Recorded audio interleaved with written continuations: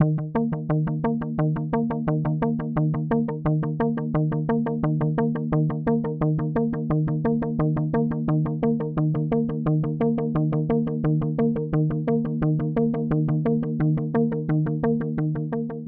and welcome to our Stop, Think, and Drive Responsibly Day. This day has been created by many groups coming together to help promote positive driving behaviors and prevent you from experiencing a vehicle collision.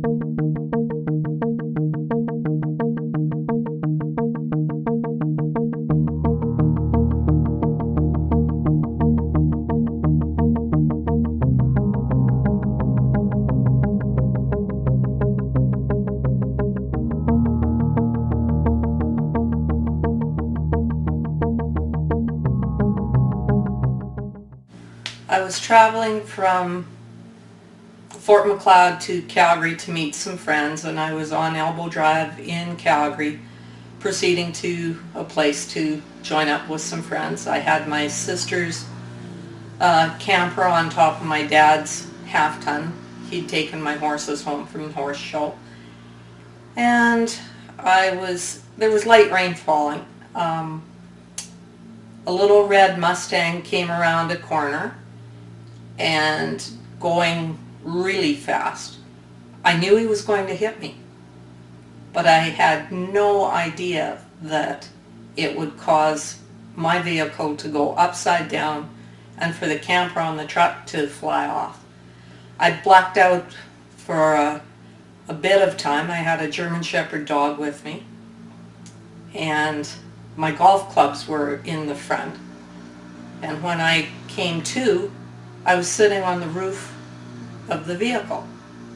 And when I looked out the window, I could see the camper on its side.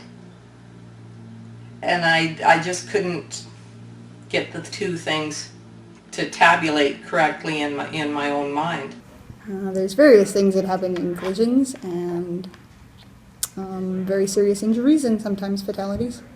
So I had a motor vehicle accident.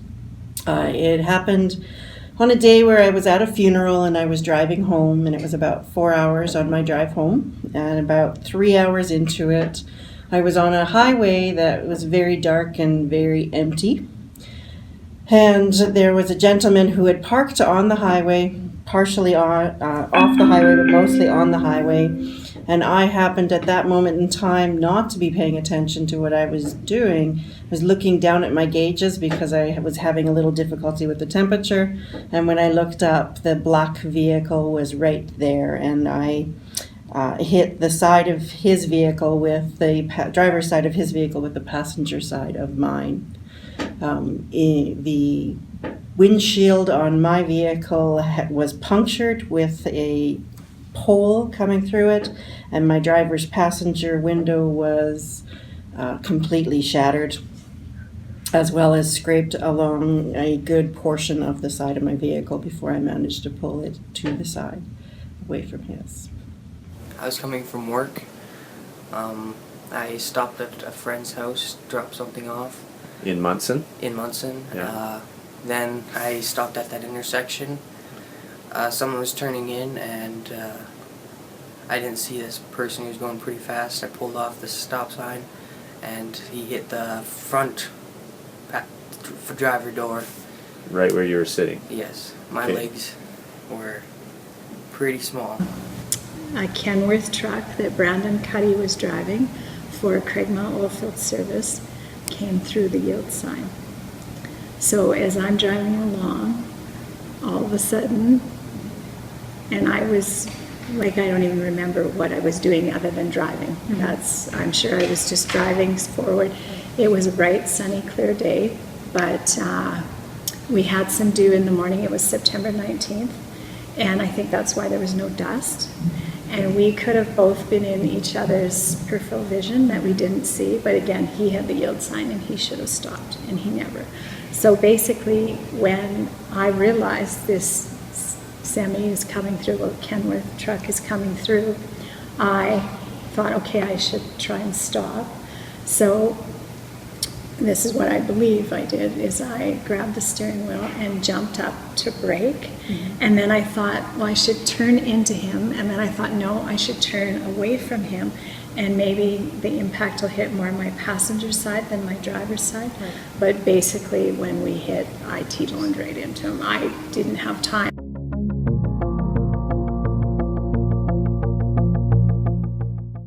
I don't remember his name now.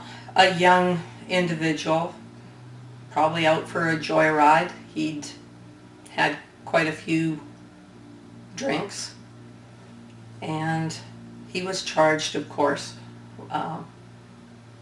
The insurance companies were all called. He was not injured in any way. I had a concussion and a lot of bruises. I don't think there was probably a 3 centimeter patch on my entire body that wasn't bruised the next morning. So who was involved in the accident? So there were 2 people involved in the accident. I was the only person in my vehicle, and the gentleman with his truck was the other person. He was a hunter who had parked.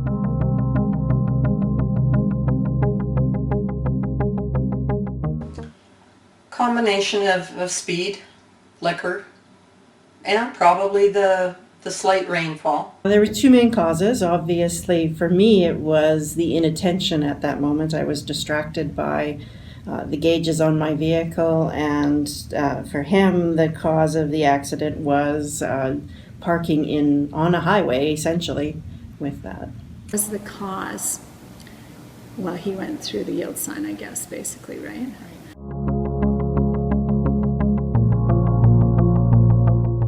Luckily, nobody was injured. I was all right because it was a grazing accident, and he, at that point in time, was actually in the ditch.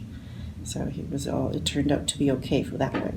We've had severe injuries, we've had broken backs, and we've had some not so severe injuries that everything's been okay. But there's definitely a various range of injuries that happen in collisions.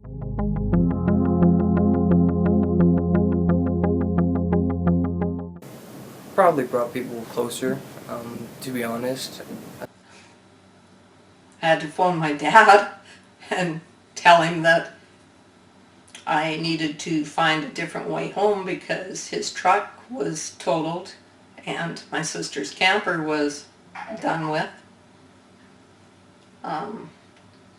My sister's family's vacation was delayed because they had to go buy a new camper, and Dad just went and bought a different truck, and we got it all straightened out eventually. But those kinds of things put the whole family and everybody out of kilter, that you don't expect accidents like that to happen. I was driving cautiously. I knew where I was going. I was obeying the rules of the road. But the other fellow wasn't.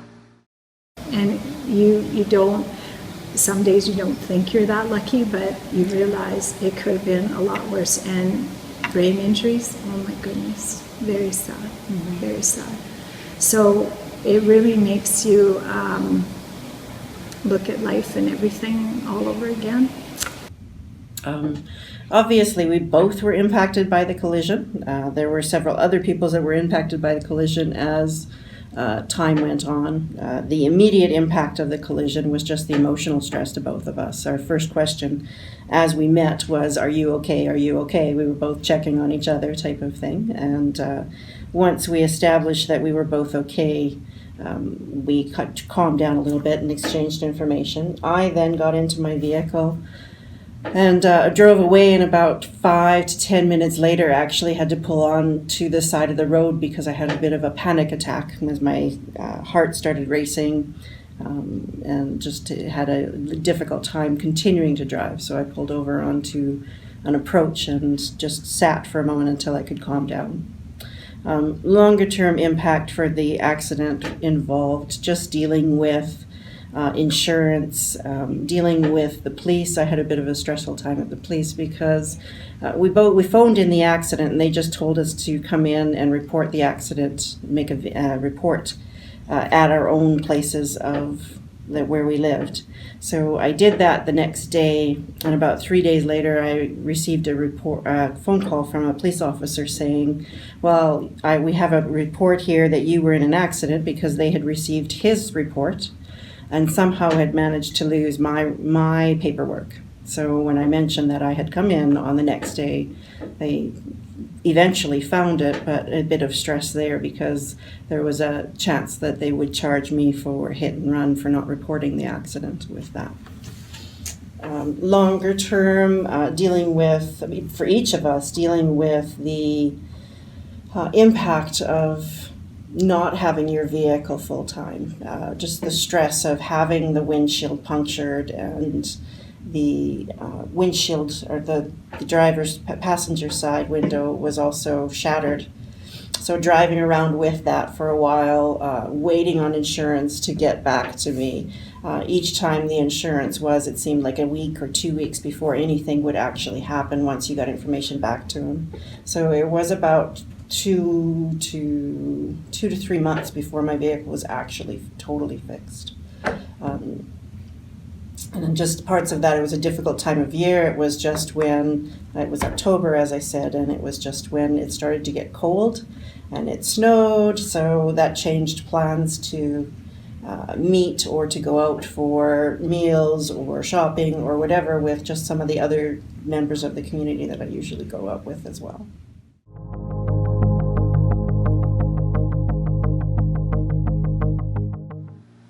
Yeah. Don't drink and drive. I think a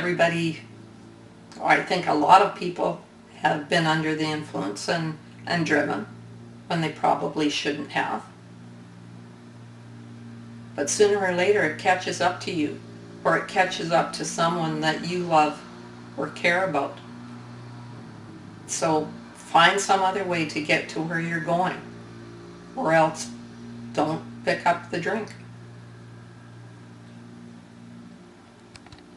I guess the biggest word of advice is about distracted driving. Please, when you're driving, pay attention to what you're doing and make sure that if you are upset about something that you take note of it, and just pay attention to your own inner self and what is happening around you.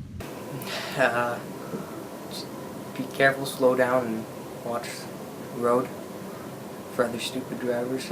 Pay attention, make sure you really look when you're driving. No texting and no drinking.